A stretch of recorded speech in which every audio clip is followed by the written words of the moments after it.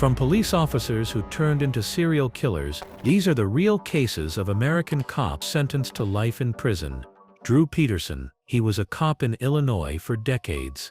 He worked as a police sergeant in Bolingbrook, a suburb of Chicago, and carried himself with confidence. But behind the uniform was a man with a dark pattern: multiple marriages, suspicious deaths, and a missing wife. Peterson's fourth wife, Stacey Ann Peterson, vanished in October 2007. She was 23 years younger than him, and had told family and friends she wanted out of the marriage. She also said she feared for her life. When she disappeared, Peterson claimed she had run off with another man, but police didn't believe him, especially not after they reopened the case of his third wife, Kathleen Savio, who had died in 2004. Savio was found dead in her bathtub, with a gash on her head. At the time, her death was ruled accidental, but with Stacey now missing, Savio's body was exhumed. A new autopsy ruled it a homicide. The injury wasn't consistent with a fall. The state built its case slowly, knowing Peterson had likely gotten away with murder once. In 2009, he was arrested for Kathleen Savio's murder. Prosecutors had no direct eyewitnesses, but they had hearsay testimony. People who claimed Stacey told them Drew confessed to killing Savio. Under Illinois law, it was allowed in court. The case drew national attention.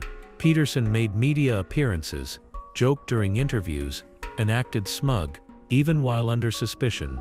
But the courtroom wiped the smile off his face. In 2012, Drew Peterson was found guilty of first-degree murder in Kathleen Savio's death. He was sentenced to 38 years in prison, with no chance of parole. He was never charged in Stacey's disappearance, but authorities made it clear they believed he was responsible. Her body has never been found. Then in 2015, Peterson made things worse for himself. While already in prison, he was caught trying to hire a hitman to kill the state's attorney, the same one who helped convict him. An undercover informant recorded Peterson offering money and planning the murder. He was hit with more charges, and got an extra 40 years added to his sentence. Peterson is now in an Indiana prison, serving 78 years total. No early release, no parole, just concrete steel and silence. A man who once enforced the law now lives under it. There's no scheduled execution. Illinois abolished the death penalty in 2011, but for Peterson, the sentence might as well be death. He's in for life, and he's not getting out. Antoinette Frank. Antoinette Frank wore the badge in New Orleans. She joined the police force in 1993. On paper, she was supposed to protect and serve. In reality, she became one of the most chilling examples of a cop who used her uniform to kill. By 1995, she was already under suspicion. She'd started a relationship with a teenager named Rogers Lacaze, who had a criminal record and hung around bad crowds. Frank didn't just tolerate him. She let him drive her patrol car and took him on ride-alongs. Other officers saw it, but nothing was done. Then everything exploded on the night of March 4, 1995. That night, Frank and Lacaze went to a local Vietnamese-owned restaurant, where she often worked off-duty security. She knew the place well, and more importantly, she knew where the cash was kept. She and Lacaze returned to the restaurant just before midnight. They were armed. Inside were the owners, the Vu family, and a fellow off-duty officer named Ronald Williams. Lacaze shot Williams in the head. Then they dragged the owners toward the back of the restaurant, where Frank pulled the trigger. She executed Ha Vu and her daughter Kong Vu, shooting them multiple times. One family member survived by hiding in a walk-in cooler, and later identified Frank as the killer. That testimony sealed her fate. Frank tried to act innocent when questioned. She claimed she'd arrived after the crime happened. But her story fell apart quickly. Witnesses, ballistics, and her own behavior exposed her. It didn't take long for the jury to see her for what she was. In 1995, she was convicted on 3 counts of first-degree murder and sentenced to death. Her partner in crime, Rogers Lacaze, also received a life sentence. Louisiana didn't hesitate. This wasn't a gray area case. This was a police officer abusing her authority to rob and murder people who trusted her. Frank is now on Louisiana's death row, one of only 2 women currently awaiting execution in the state. She sits in the Louisiana Correctional Institute for Women, in a cell away from general population. She's filed appeals, claiming mental illness and unfair treatment. None of it has worked. Her death sentence still stands. There's no official execution date set, but when Louisiana resumes executions, she could be among the first called.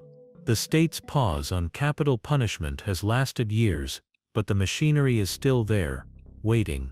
Antoinette Frank went from a symbol of law enforcement to a symbol of betrayal. She didn't just cross the line, she erased it. She used her badge, her gun, and her inside access to kill without mercy.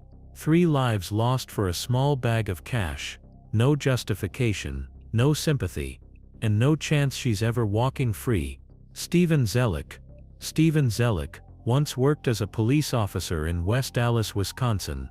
He patrolled the streets in the late 80s and early 90s. But under the uniform, he was hiding something dark. After he left the force, things got worse. A decade later, Zelich was no longer enforcing the law, he was ending lives.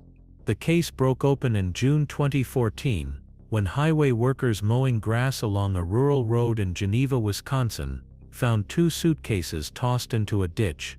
They were heavy, zipped tight, and smelled bad. Deputies opened them up and found human remains. Both were women. Both had been bound and stuffed into the luggage. Investigators followed the clues back to one man, Stephen Zelich. He was arrested just days later. What he told them was chilling. Zelich said he'd met the women online through BDSM and fetish websites. He admitted to killing them during sex and keeping their bodies. One of the victims, Jenny Gameses, was just 19 years old. The other, Laura Simonson, was 37 and mentally ill. Zelich kept Laura's body in his fridge for months.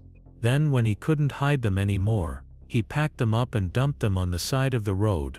Zelich had once sworn to protect the public. Now he was a predator, using his charm and former badge to lure women into traps. He didn't stop after one. He hunted for vulnerable women, isolated them, and killed them without remorse. He wasn't acting on impulse. He was calculating. He told police he had no intention of turning himself in. If those suitcases hadn't been found, he likely never would have stopped. His past as a police officer only made the story worse. When it came out that Zelich had previously been investigated for misconduct during his time on the force, including inappropriate behavior with women, the puzzle started coming together. He'd already shown signs of obsession and control. No one connected the dots in time. In 2017, Zelich was sentenced to 35 years in prison for killing Jenny Gameses. Then he got an additional 25 years for the murder of Laura Simonson. He took a plea deal to avoid life without parole, but at 70 years old, he'll likely never walk free again. He's locked up in Wisconsin's correctional system. No official count exists for how many victims he really had. Some investigators believe there could be more. Women who went missing and were never found. Zelich's online activity spanned years. He used fake names. He traveled. His trail was long and hard to trace. Zelich's case is one of the most disturbing examples of an ex-cop turned serial predator. He blended in, used his knowledge of police work to cover his crimes, and hid in plain sight for years. The only thing that stopped him wasn't an investigation. It was bad luck and overgrown grass. John Hatley. In war, some lines can never be crossed, even in chaos. But John Hatley, a highly decorated U.S. Army Sergeant First Class, did just that. In 2007, during a combat deployment in Iraq, Hatley made a decision that would end his career, destroy his reputation, and land him in a military prison for life. He and several soldiers under his command were accused of executing 4 unarmed Iraqi detainees, men who were already in custody. The crime didn't happen in the middle of a firefight. It wasn't a mistake. These men were handcuffed, blindfolded, and unarmed. Hatley and his men took them to a remote canal in Baghdad, where they were lined up and shot in the back of the head, execution style. The bodies were dumped into the water. No report was filed. No official record was made. The goal was simple: make them disappear. But secrets don't stay buried forever.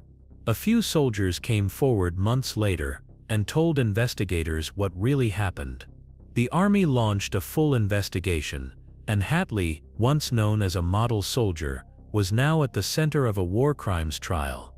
At trial, the defense claimed the detainees were too dangerous to be released, and that the unit feared they would kill Americans if let go. But the military court didn't buy it. The executions were unlawful, premeditated, and brutal. Hatley was convicted of premeditated murder, conspiracy, and obstruction of justice in 2009. He was sentenced to life in prison, though with the possibility of parole. Today, John Hatley is incarcerated at the U.S. Disciplinary Barracks in Fort Leavenworth, Kansas, the military's most secure prison. His case is one of the rare times the U.S. Army has sentenced a soldier to life for war crimes. Despite his conviction, Hatley didn't spend life behind bars. He was paroled after just over 10 years in military prison. Today, he's a free man, a fact that still sparks outrage from many who followed the case. Joseph Santiago. Joseph Santiago was a U.S. Army Staff Sergeant stationed in Hawaii when everything fell apart. In 2005, he was arrested and charged with the brutal murder of his 5-year-old daughter, Jelen Santiago.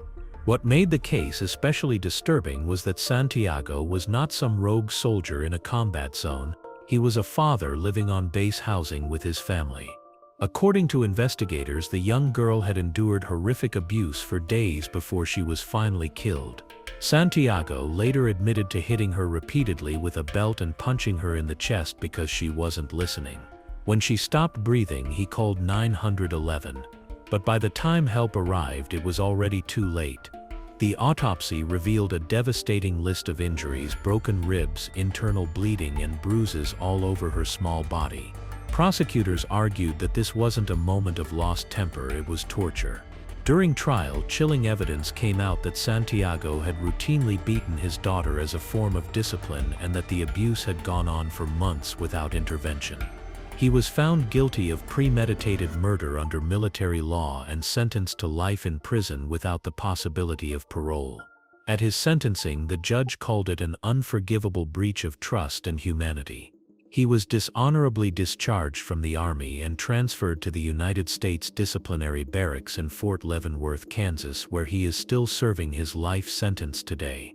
The case stunned the military community, especially because Santiago had no known history of violence prior to the crime. Fellow soldiers described him as quiet and respectful, but behind closed doors he was a monster. His wife testified that she had begged him to stop beating Jelen and even tried to leave him, but she feared for her own safety. In the end, it was the little girl who paid the price.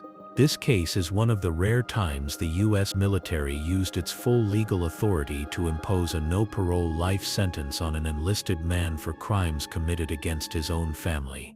There were no complicated battlefield circumstances, no fog of war, just a helpless child, a cruel father, and a system that finally stepped in far too late. These weren't just criminals, they were soldiers and officers, once trusted with power, now serving life for taking lives. From police badges to military ranks, their stories remind us that no uniform guarantees integrity. Justice caught up to them, and their lives now play out behind bars, not in battlefields or precincts, but in concrete cells. Thanks for watching. If you're into true crime, real court outcomes, and shocking downfalls like these, make sure to like, subscribe, and check out our other deep dives. Until next time, stay sharp, stay aware.